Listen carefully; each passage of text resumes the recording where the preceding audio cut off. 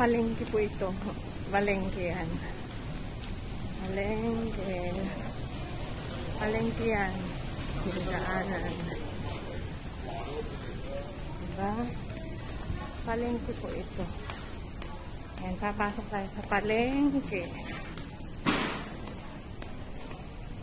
Ayan.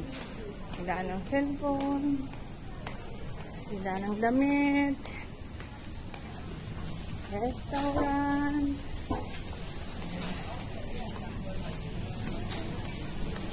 Park and shop. Ito yung sikat na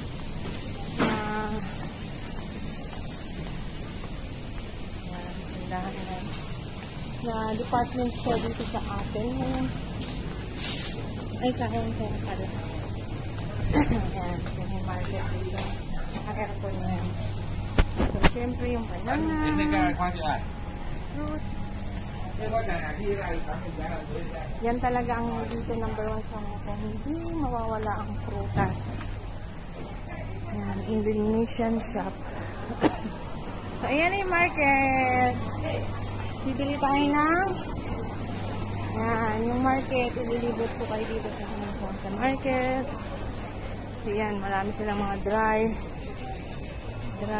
goods.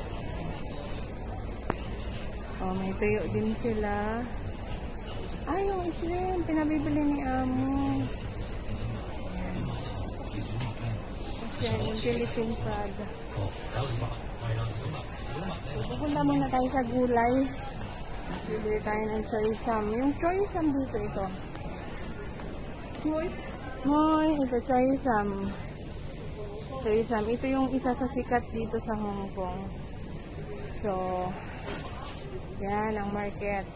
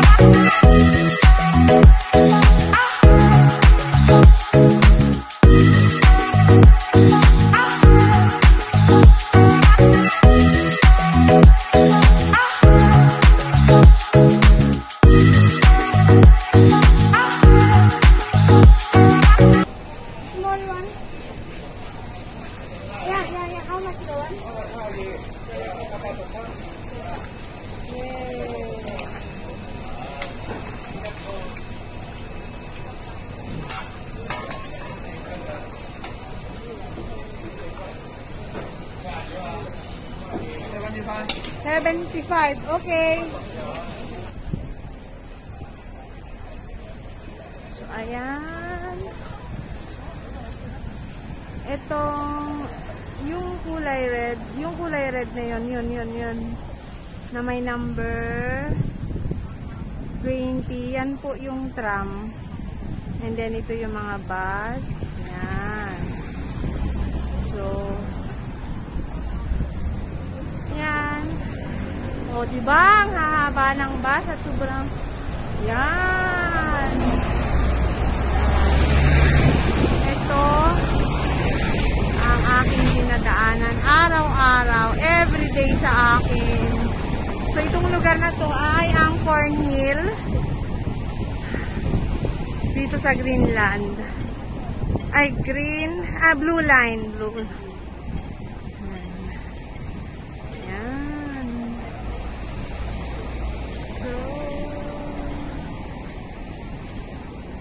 So, yan, oh.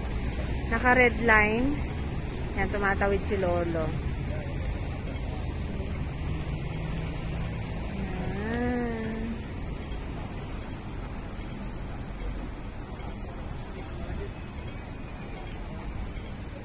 Yan.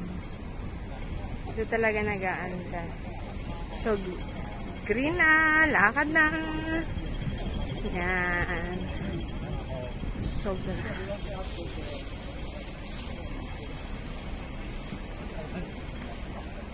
yan. Yan ang mga lola. Yang mga lola na yan, mga nagpapahinga yan, mga wala ng trabaho yung mga yan. Diyan na lang ang ginagawa nila, lumalabas sa bahay, nagpapahinga. Yan, kasama yung kanyang cheche.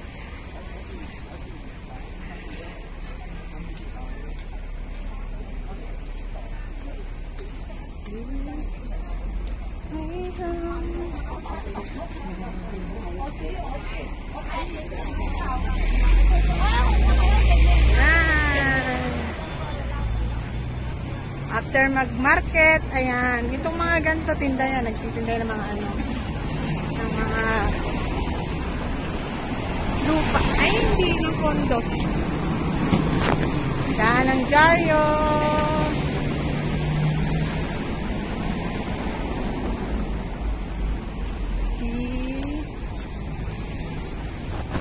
Ang ganda ng Hong Kong. So, ayan, ayan.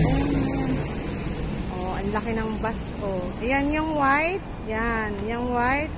Yan yung tram. $2.60. Kasi ito yung big bus. Malaking bus. Yan, marami itong maliit. May minibus. Pero yan yung pinakamalaking bus.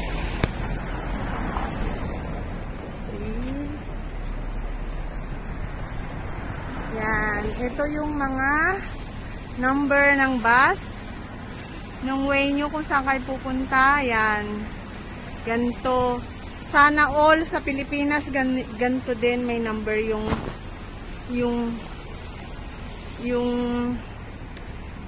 istapa ng bus para yung traffic hindi ganun kasobra kasi oh, yan pumipila talaga yan, pati yan oh, pati yan may number. Yan, kasi yan pipila sila. Yan ang pilahan. Sana all, sana ganyan din sa Pilipinas. But syempre, darating hindi naman yung panahon na magkakadisiplina pa rin ng mga tao sa Pilipinas. Kasi yan. Yan. Pauwi na ako, galing ako ng market. So ayan. Ayan na.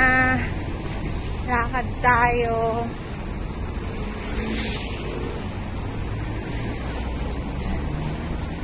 School walang pasok.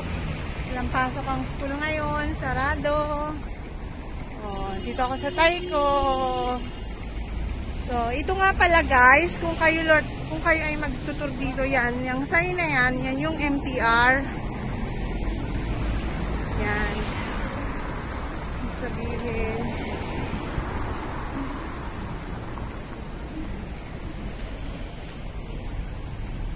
Ibig sabihin nito, yan. Yan ang MTR station. Palagi yan nakalagay sa labas, matatanaw nyo yan. Kahit malayo kayo, madaling hanapin, hindi kayo maliligaw. So, ayan. Dito yung aking way ng trabaho. Ayan. Ayan. Napakagandang,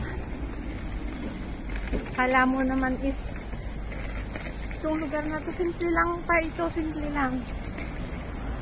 Yan yung nilalakaran ko everyday, papunta lang ng palengke, bibili lang ng kung ano-ano, yan. Yan. So,